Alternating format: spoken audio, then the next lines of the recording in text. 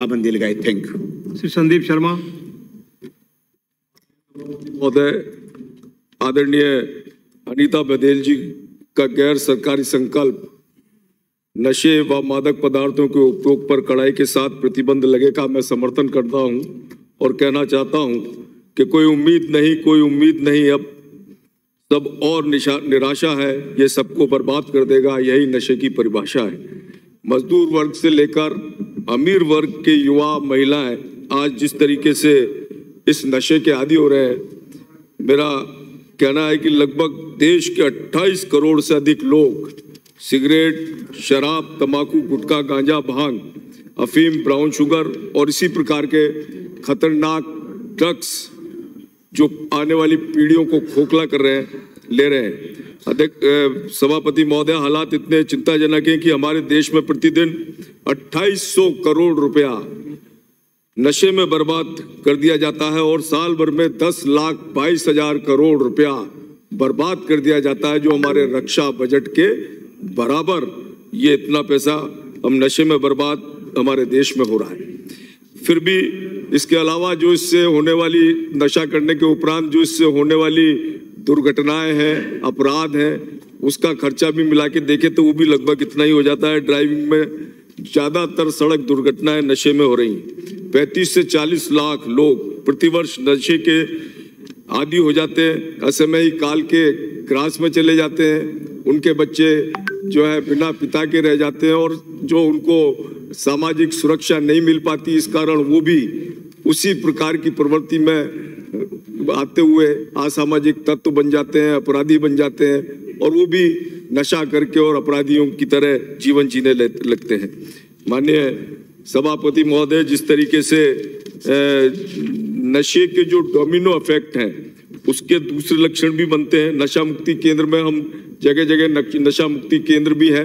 नशा मुक्ति केंद्र में जो है ज्यादातर प्राइवेट नशा मुक्ति केंद्र है माननीय सभापति महोदय, जिसका खर्चा बहुत ज्यादा होता है और नशा करने वाले व्यक्ति को वहाँ यदि प्रवेश भी दे दिया जाता है तो वो चूंकि उसको ऐसी आदत हो जाती है कि उसके जो लक्षण होते हैं, उसको आवश्यकता होती है कि उसको हल्के रूप में उसको नशा उपलब्ध कराया जाए, नहीं तो वो तड़पड़ाता है, छटपटाता है और बहुत परिवार वाले उसके परेशान हो जाते हैं।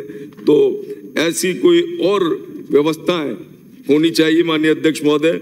और मुख्य रूप से मैं तो कोटा शहर से आता हूँ, 2 लाख बच्चे कोटा शहर में शिक्षण प्राप्त करते हैं, अध्ययन करते हैं। यहाँ पर भी ऐसे छोटे छोटे ठिकाने जहाँ पान की दुकान, चाय की दुकान, यहाँ पर खुलेआम ये नशे की हानिकारक चीजें मिलती हैं। तो इसलिए सभापति महोदय, आज आवश्यकता है कि सिर्फ हम उनको पकड़ भी लेते हैं, पुलिस उनके साथ पकड़ धकड़ भी कर लेती है, परंतु आवश्यकता है मूल जड़ तक पहुंचने की। यदि हम मूल जड़ तक नहीं पहुंच पाएंगे तो ये नशा इसी प्रकार चलता रहेगा।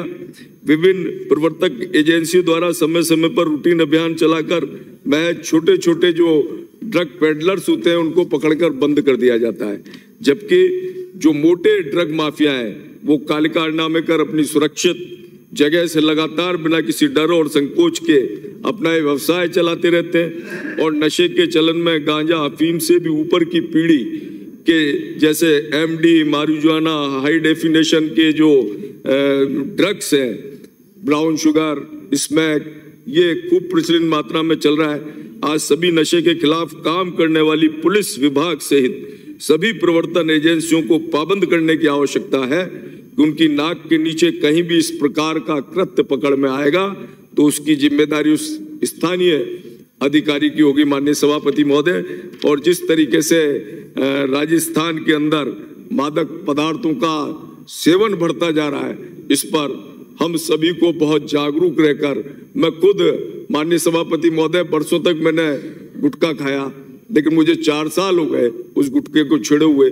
तो इस प्रकार हम सबको जागरूक अभियान के तहत ये प्रयास करना होगा कि हमारी आने वाली पीढ़ी सुरक्षित रह सके, मजबूत बन सके और इस देश में एक सशक्त भारतीय वो बन सके।